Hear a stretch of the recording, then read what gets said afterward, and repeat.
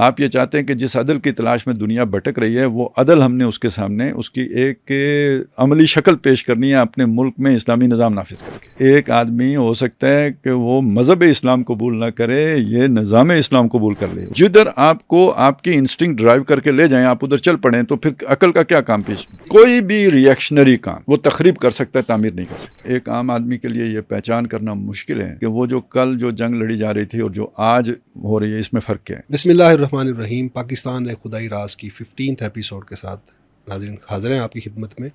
ہم ایک ڈیبیٹ ہے جو کر رہے تھے خالد صاحب کے ساتھ, پاکستان کی جو اللہ تعالیٰ کی جو تکوینی اسکیم ہے اس کے اندر پاکستان کا رول, اور خالد صاحب نے اس کے بارے میں بہت سی باتیں کھولیں ہمارے سامنے کہ آج کے دور میں بہت سے آثار اب تو واضح ہو کے سامنے آ گئے ہیں.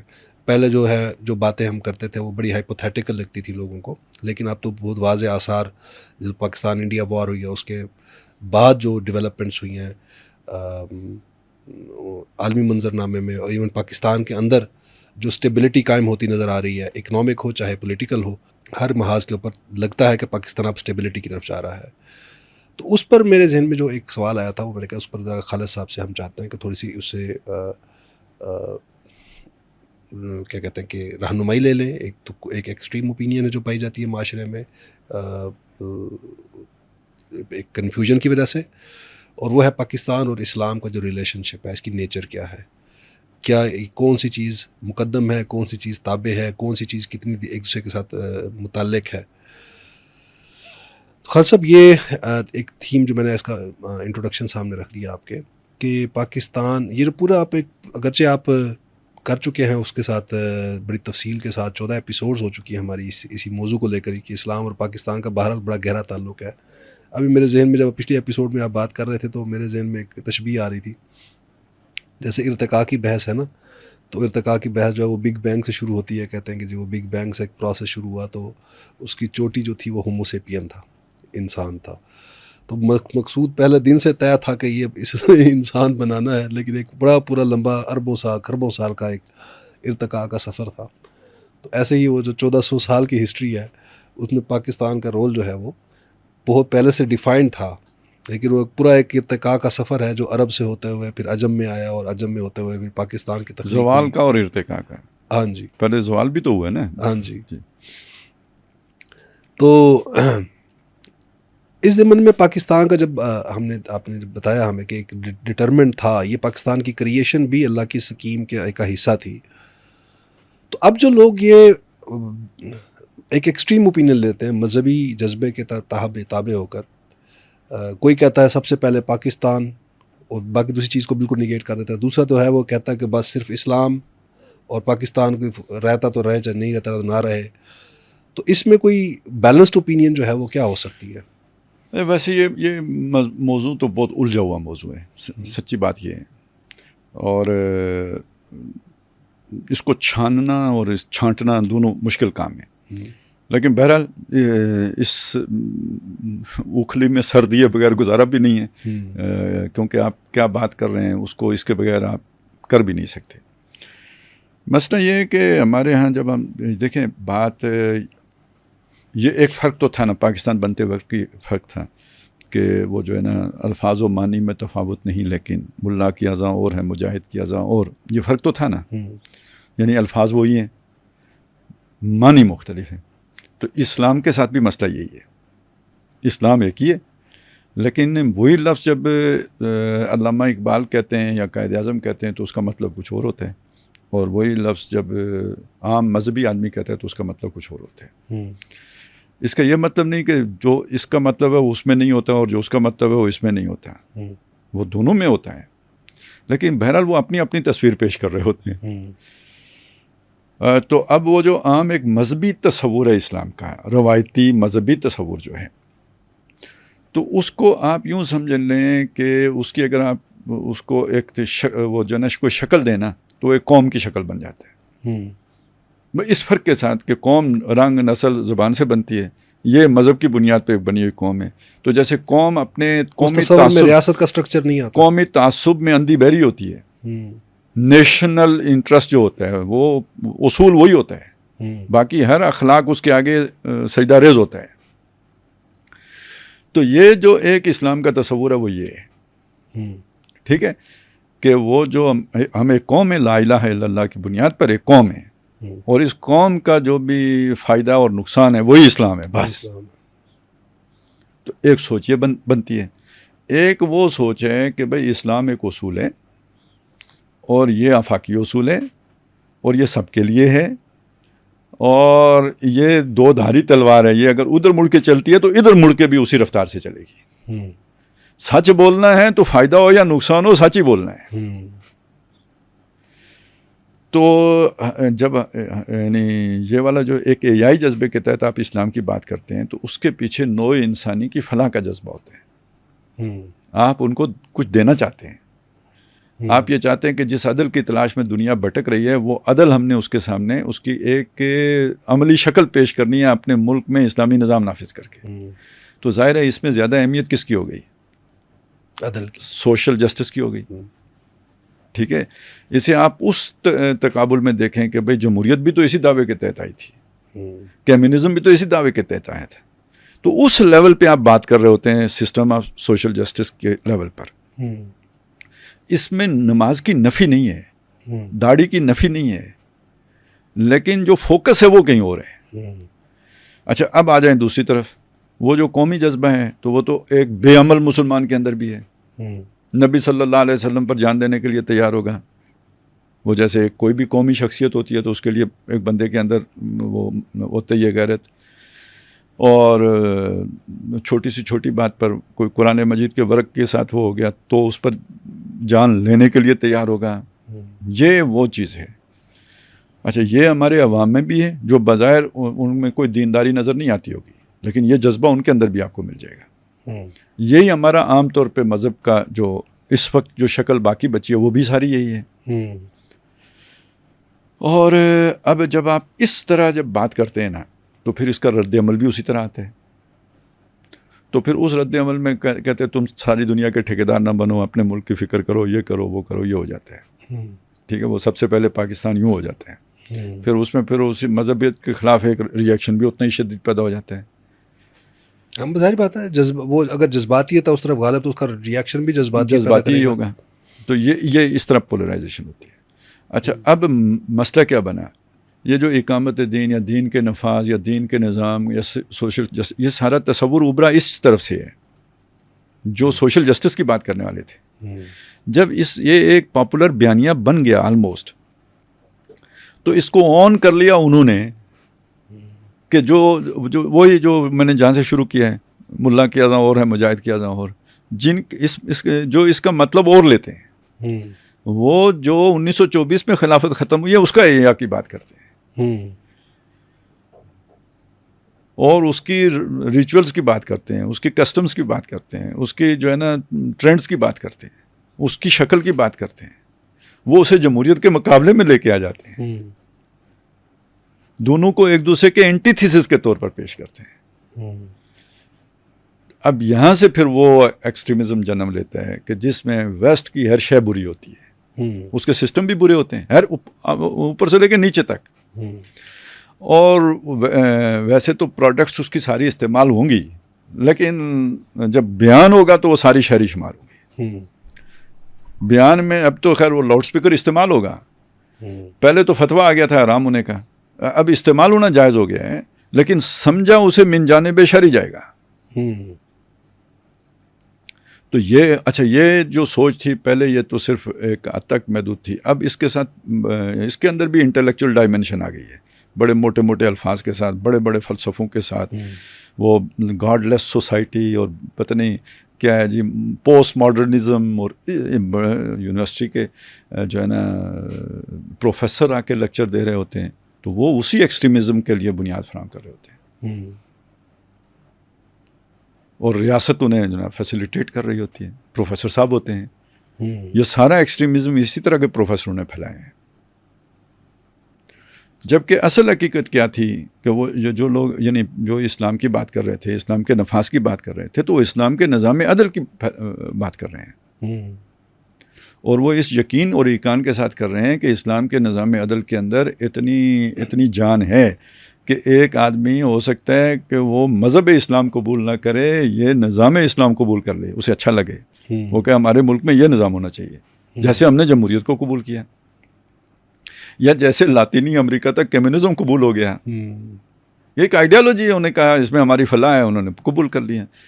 تو یہ یعنی جب قائد اعظم اسلام کی بات کر رہے تھے تو اسلام کے اصول حریت و اخوت و مساوات کی بات کر رہے تھے. وہ یہ نہیں کہہ رہے تھے کہ نماز آپ نے رفع یدین کے ساتھ پڑھنی ہے یا بغیر رفع یدین کے پڑھنی ہے، اور داڑھی کا سائز کتنا ہونا ہے، یہ بات نہیں کر رہے تھے. وہ علامہ اقبال بھی اگر بات کر رہے تھے تو اصول حریت و اخوت و مساوات کی بات کر رہے تھے. اور پاکستان اگر بنایا تھا تو یہ نہیں کہ فلاں مسلک کا ہوگا،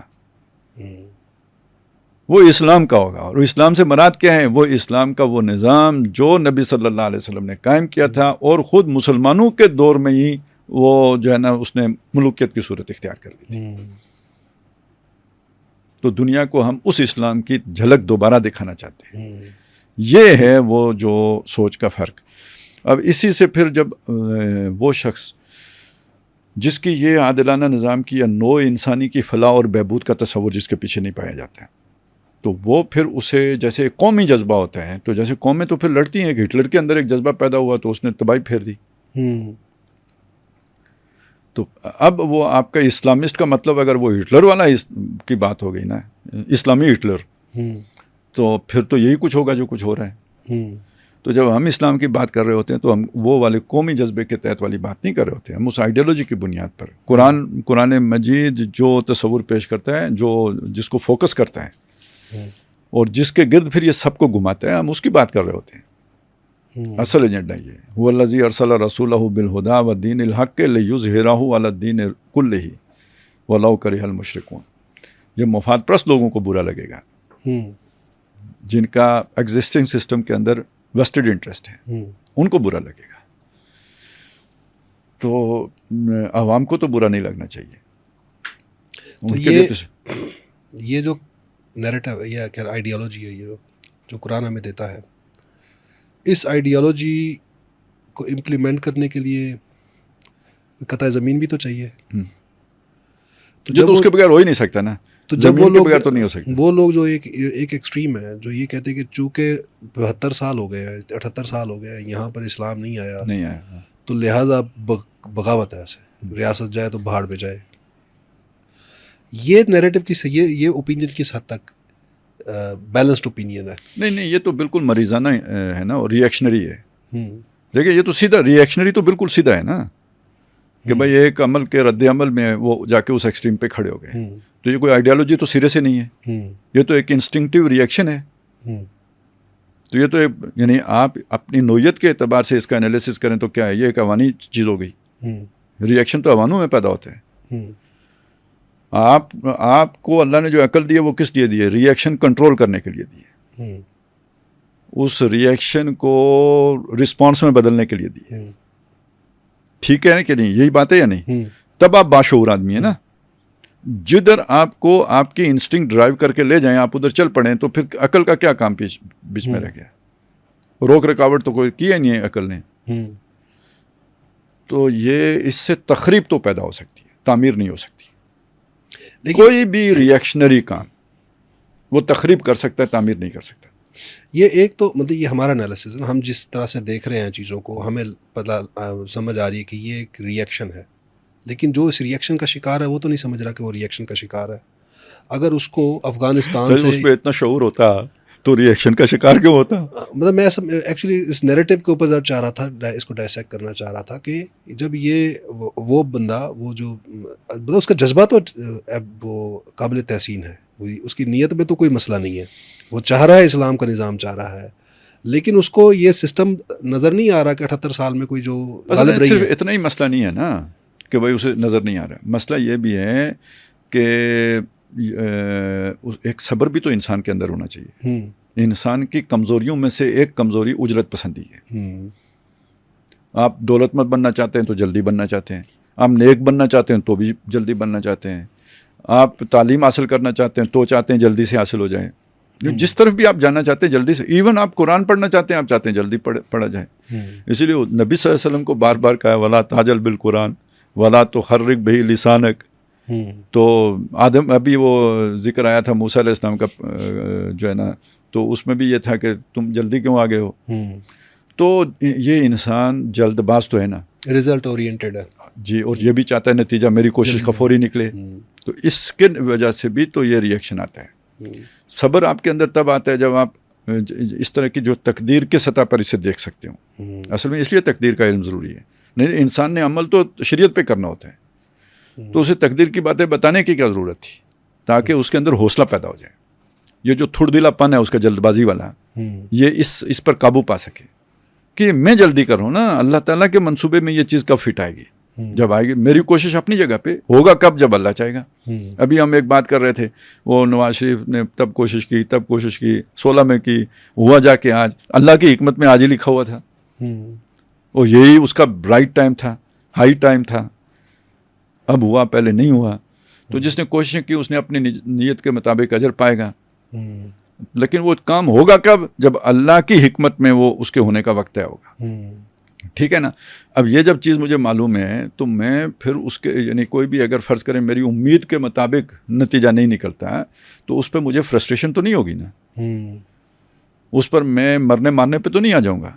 ٹھیک ہے، مجھے افسوس ہوگا، مجھے دکھ ہوگا، مجھے غم پہنچے گا، مجھے اس سے کچھ تھوڑا بہت جو ہے نا حوصلہ بھی پست ہوگا، لیکن میں اپنے آپ کو سنبھالوں گا. وہ یہ تو آپ نے شعر سنا دیا نا، وہ کیا ہے، میرے مولانا محمد علی جوہر تھے، جب وہ قید تھے تحریک خلافت کے دوران، تو ان کی بیٹی بیمار ہو گئی، تو وہ کہیں بہت سیریس ہو گئی. تو اب ظاہر ہے معاہدہ کیے بغیر تو جان نہیں چھوٹ سکتی تھی نا. تو اس میں کوئی جو مفہوم تھا نا، وہ مجھے شعر تو یاد نہیں آ رہا ہے، وہ یہ تھا کہ جی اگر خدا کو تمہاری صحت منظور نہیں تو ہم کو بھی منظور نہیں. تو ایک اسلامی نظام کو قائم کرنے کے ایک طرف وہ بات آپ نے سنائی تھی نا مجھے، اصل میں اس کے جواب میں یہ کہہ رہا ہوں کہ اگر اسلام کو تیرے دیس کی فضا اگر راس نہ آئے، اے میرے وطن کو یا کے تجھ کو آگ لگائے، تو وہ ایک طرف وہ بات ہے. تو دوسری طرف یہ کہ اگر تیرے منظور نہیں تو پھر مجھ کو بھی منظور نہیں. یہ بھی تو حوصلہ ہونا چاہیے نا بندے کے اندر. میں یاد کر رہا تھا اس دن بیٹھا، یہ تو آج سے 15 سال پہلے کی بات میں یاد کر رہا تھا کہ سورہ کہف کی تشریح ہم آپ سے پڑھ رہے تھے، تو وہ جو دیوار گرنے والا واقعہ، تو آپ نے اس کی تعبیر کی کہ پاکستان کے نیچے بھی جو خزانے پڑے ہوئے ہیں، تو اللہ تعالیٰ نے یہ دیوار ابھی تک کھڑی کی ہوئی ہے کہ یہ جو اوپر کرپٹ سارے بے ایمان لوگ بیٹھے ہوئے ہیں، جب تک یہ ہٹ نہیں جاتے تو دیوار کے نیچے خزانے چھپے رہیں گے. ان کو بھی رکھا ہوا ہے، تو وہ بھی حکمت کے تحت رکھا ہوا ہے کہ چلیں دنیا دھوکہ کھا رہی ہے کہ پاکستان ادھر نہیں جائے گا جدھر جانے کا خطرہ ہے. ٹھیک ہے، کیونکہ یہ ہمارے محفوظ ہاتھوں میں ہے. ٹھیک ہے، اب اسی سے یہ بنتے بنتے آج ایٹمی طاقت بن گئے ہیں. تو اب رجیم چینج کا مرحلہ آ گیا، یہ اللہ کی حکمت کے مطابق رجیم چینج ہو گئی. اب اس کے اسباب کیا بنے وہ علیحدہ بات ہے، وہ کیا ایکشن کے ری ایکشن ہوئے، کیا کہانیاں بنی، وہ سارا ایک طرف رکھیں، اس اللہ کے منصوبے کے اعتبار سے دیکھیں. تو وہ صحیح ٹائم پہ وہ ہو گیا. وہ اب وہ چیزیں آپ کے کام آ رہی ہوں گی، آگے مزید آئیں گی. کوئی ابھی کمی ہوگی تو آگے جا کے اللہ تعالیٰ مزید کھولے گا. تو یہ ہے اصل میں وہ جو آپ نے پچھلی دفعہ بھی پوچھا تھا نا کہ جی آپ کیوں پرو اسٹیبلشمنٹ نظر آ رہے ہیں، تو اس لیے کہ ہمیں تو اللہ سے اشارے آ رہے ہیں. یہ کسی اور کے اشاروں پہ ہم نہیں پرو ہوئے ہیں، ہم ان اشاروں کی بنیاد پہ پرو ہوئے ہیں. اور اس رخ پہ چیز آگے بڑھ رہی ہے. پہلے بھی اگر کچھ وہ ناراضگی تھی یا غم تھا تو وہ اسی بات کا تھا کہ یہ بنایا کس لیے، کر کیا رہے ہو یار. تو وہ تو موسیٰ علیہ السلام نے بھی خضر سے کہہ دیا تھا کہ یہ کیا کیا آپ نے، یہ کشتی کیوں توڑ دی آپ نے، یہ بچہ کیوں مار دیا آپ نے. تو ہم بھی کہنے کا حق رکھتے ہیں. صحیح. ساتھ ایک میری ذہن میں اگرچہ وہ ایڈریس تو آپ نے کر دیا ہے، میں تھوڑا سا ایلیبوریٹ کر دیں اس نقطے کو. اگر کہ میں ایک خالص جذبہ رکھتا ہوں اور دین کا درد رکھتا ہوں، اور دین کا درد رکھنے کے ساتھ تھوڑی سی فرسٹریشن کا شکار ہو رہا، جیسے آپ نے کہا کہ ہمیں وہ فرسٹریشن تو ہوتی تھی، اس فرسٹریشن کا ہم اظہار بھی کرتے تھے. ایک اظہار کا طریقہ وہ ہے جو آپ کر رہے ہیں، آپ اپنے بیان کے ذریعے سے اس کا اظہار کر رہے ہیں، یا آپ ایک جمہوری جد و جہد کے ذریعے سے آپ اس کا اظہار کر رہے ہیں اپنی ناراضگی کا، یا آپ کا جو تنقید ہے وہ کر رہے ہیں. ایک طرف میں ہو سکتا ہوں، میں کوئی دوسرا راستہ اختیار کر لیتا ہوں، میں کہتا ہوں کہ نہیں، آپ کو ایسے سمجھ نہیں آ رہی جب تک میں آپ کو نا بندوق نہیں دکھاؤں گا آپ کو، یا 2-4 گولیاں نہیں مار دیتا. تو میرے جیسا بندہ جس نے کہ ہتھیار اٹھا لیا اپنے اس جذبے کے تابع، جذبہ نیک ہے، اسلام ہی چاہتے ہیں نافذ کرنا، اس کے لیے میتھڈالوجی جو ہے وہ میں نے اختیار کی کہ میں جو میرے سے ہو سکتا ہے میں وہ کوشش کروں گا بندوق کے زور پہ، بندوق کے زور پر. اور پھر میں نے یہ کوشش پہلے کی، پھر مجھے میرا ایک ہمسایہ مل گیا، وہ اس کے گھر میں بظاہر شریعت نظر آتی، مجھے نظر بھی آئی، اور میرے اس ہمسایہ نے مجھے کہا کہ میں تمہیں سپورٹ بھی دیتا ہوں. تو مجھے حوصلہ بھی ملا کہ اب میں اس ہمسائے کے ساتھ مل کر اپنے گھر کے اندر شریعت نافذ کرتا ہوں. اب میرے پاس طاقت بھی پہلے زیادہ آ گئی ہے، میرا حوصلہ اور بھی بڑھ گیا. یہ جو رویہ ہے، آپ اس اسکیم کے ساتھ اگر اس کو سامنے رکھ کر دیکھیں تو آپ کو اس اسکیم کے ساتھ یہ میچ کرتا ہوا نظر آتی ہے یہ چیز؟ نہیں، یہ کاؤنٹر پروڈکٹیو ہے. یہ 100% کاؤنٹر پروڈکٹیو ہے. اور یہ بہت سادہ سوچ ہے، سمپل، جو ایک بچپنے کی جو ہے نا وہ شعور کو ظاہر کر رہی ہے. یہ تو ایک بچے کے ذہن میں اس طرح کے خیالات ہیں جو آج کے نظام کی پیچیدگیوں کو سمجھتا ہے، اور آج کے اسٹیٹ کرافٹ کو سمجھتا ہے، اور آج کی ریاست کی طاقت کو سمجھتا ہے. تو وہ تو مفید ہی نہیں ہے. اس کو کون کاؤنٹر کر سکتے؟ یہ اس کا کاؤنٹر ہے اصل، کہ آپ نے system of social justice number 1، اور نمبر 2 جذبہ جو ہے نا اس کو ڈائریکشن دینی ہے نبی صلی اللہ علیہ وسلم کی سنت کے تابع. جب تک آپ ایک وہ بنیان مرصوص بن کے میدان میں کھڑے نہیں ہو سکتے، یہ چھپ چھپا کے کام کرنا یہ تو یہودیوں کا طریقہ ہے. Guerrilla warfare. لا تقاتلونکم جمیعا الا فی قری محصنۃ او من وراء جدر. دیواروں کے پیچھے چھپ وہیں سے جا کے وہ ابو جندل اور ادھر سے لیتے ہیں. وہ 2 آدمی کوئی وہ اس کو آپ سنت کہیں گے؟ اس کو کوئی سنت کہہ سکتے ہیں؟ سنت تو نبی صلی اللہ علیہ وسلم خود موجود ہیں، وہ انہیں مدینے میں رہنے کی اجازت نہیں دے رہے.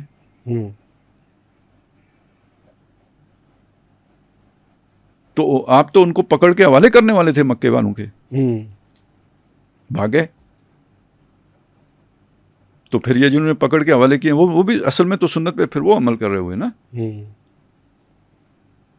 تو نتیجہ بھی سامنے، وہ فساد جو اپنے ساتھ دیکھ رہے ہیں. وہ ایک دلیل جو دی گئی میں نے اس کے حوالے سے آپ کو بات بتائی. لیکن اصل میں مسئلہ یہ ہے جو میں کہنا چاہ رہا تھا کہ بھائی اصل اس کا کاؤنٹر یہ بنتا ہے کہ انہیں صحیح ڈائریکشن دی جائے.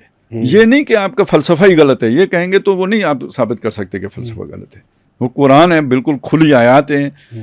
وہ یہ جادوگری سے نا، دانشوروں کی جادوگری سے ان کا رد نہیں ہو سکتا. اس کا واحد کاؤنٹر یہی ہے کہ نظام قائم کریں. اس کا ایک تو یہ ہے کہ ڈائریکشن صحیح دیں، اور یہ وہ جماعتیں جو اقامت دین کے لیے کھڑی ہوئی ہیں ان کا کام ہے کہ صحیح ڈائریکشن ایجوکیٹ کریں.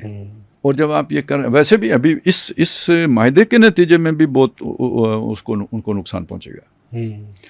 لیکن آپ مارکیٹ کریں گے تو نقصان پہنچے گا نا، اس کو کیش کرائیں گے تو نقصان پہنچے گا. اور دوسری طرف آپ کی اگر پیش قدمی ہو اس سسٹم آف سوشل جسٹس، لوگوں کو فائدہ پہنچے، اصل چیز. ہاں، روٹی کپڑا مکان ملے اسلام کے نام پر، صرف کوڑے نہ پڑیں، تو پھر اس کے بعد اس ساری ایکٹیویٹی کا کیا جواز پیچھے رہ جائے گا. وہ نظام قائم کیے بغیر اگر قانون پاس بنا بھی دیں، چور کی سزا ہاتھ کاٹنے کا، تو فائدہ کس کو ہے؟ دولت مند کو، کہ اس کی دولت کو پروٹیکشن مل گئی. تو اسی طرح جب تک آپ یہ نہیں کرتے نا، تو اصل میں ایک عام آدمی کے لیے یہ پہچان کرنا مشکل ہے کہ وہ جو کل جو جنگ لڑی جا رہی تھی اور جو آج ہو رہی ہے، اس میں فرق کیا ہے. بہت شکریہ خالد صاحب، آپ نے کافی مفید گفتگو کی. انشاءاللہ اگلی نشست میں ہم جو ہے، اب چونکہ ہمارے یہ ساری ڈیبیٹ اپنے اختتامی جو ہے وہ فیز کے اندر داخل ہو گئی ہے، ویسے حالات بھی اختتامی فیز میں داخل ہو گئے ہیں، تو اب ہم آ جاتے ہیں اس پہ جو آخری دور کی جو احادیث ہیں اور کچھ پیشین گوئیاں ہیں، وہ انشاءاللہ ہم اگلی جو ایپیسوڈز ہیں اس کے اندر ان کو ایڈریس کریں گے. تب تک کے لیے ناظرین ہم آپ سے اجازت چاہتے ہیں. اللہ حافظ. حافظ.